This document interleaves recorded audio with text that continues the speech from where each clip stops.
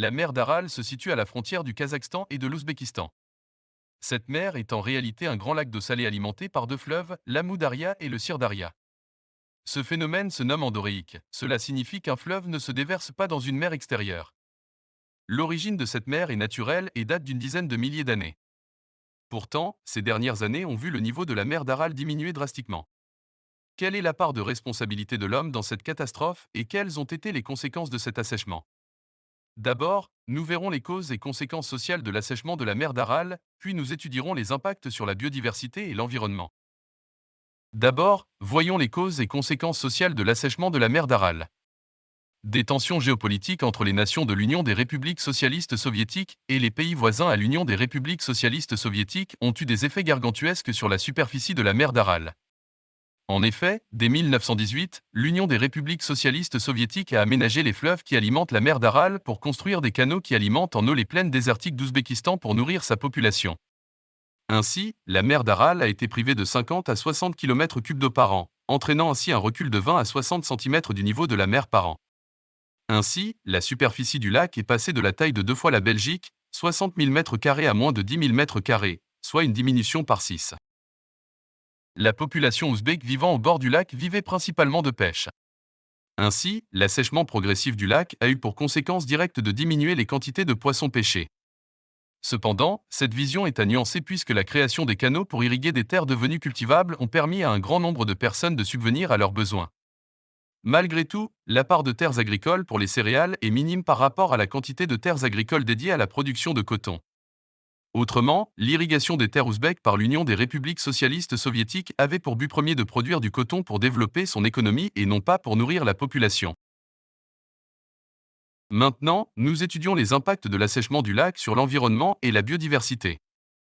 D'abord, pour éviter l'érosion trop profonde du lac, les autorités ont décidé de planter 27 000 hectares de saxaoul, des arbustes qui permettent ainsi d'absorber 230 000 tonnes de CO2. D'autre part, l'Ouzbékistan dispose aussi de 2 millions d'hectares de plants de coton, soit 100 fois plus. De plus, la construction de canaux ont permis de verdir une très grande zone de l'Ouzbékistan. Ensuite, l'assèchement du lac a vu la disparition de 28 espèces endémiques. De plus, on trouve au fond du lac des pesticides, disséminés à l'époque de l'exploitation de la zone, qui sont transportés par les tempêtes de sable, contaminant ainsi les populations alentours. Ces pesticides, ainsi que les engrais utilisés, ont également pollué les nappes phréatiques où les habitants puisent l'eau potable.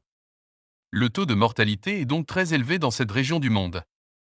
Enfin, la salinité du lac a explosé avec l'assèchement de ce dernier. Cela a eu pour conséquence de troubler des espèces de poissons et d'oiseaux, et de rendre non cultivables les terres sans eau du lac. On remarque tout de même que l'avenir de la mer d'Aral est moins grave qu'il n'y paraît. En effet, les pêcheurs ont remarqué la réapparition de poissons dans la partie nord du lac, un miracle pour eux puisqu'ils pourront enfin reprendre leur métier, qu'ils n'ont pas pu exercer depuis plusieurs décennies. En effet, l'État kazakh, aidé par la Banque mondiale, a construit un barrage pour alimenter de nouveau le lac en eau et a introduit plusieurs espèces de poissons. Pour conclure, la mer d'Aral a perdu 5/6 de sa superficie à cause de l'Union des républiques socialistes soviétiques qui a asséché le lac lors du XXe siècle pour construire des canaux et irriguer des terres désertiques pour produire des plants de coton.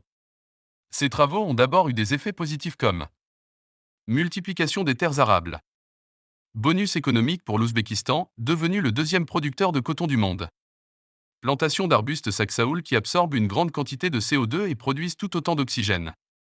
Ces travaux ont aussi eu des effets négatifs. La disparition de 28 espèces endémiques, l'augmentation de la salinité du lac et des sols, la perturbation de la faune et la flore, la pollution des nappes phréatiques par les engrais et les pesticides. Ainsi s'achève ce nouveau numéro du Dessous des cartes. Rendez-vous bien sûr la semaine prochaine, même endroit, même heure. Et d'ici là, bien sûr, n'oubliez pas notre site internet arte.tv sur lequel vous retrouverez notamment nos leçons de géopolitique. À bientôt.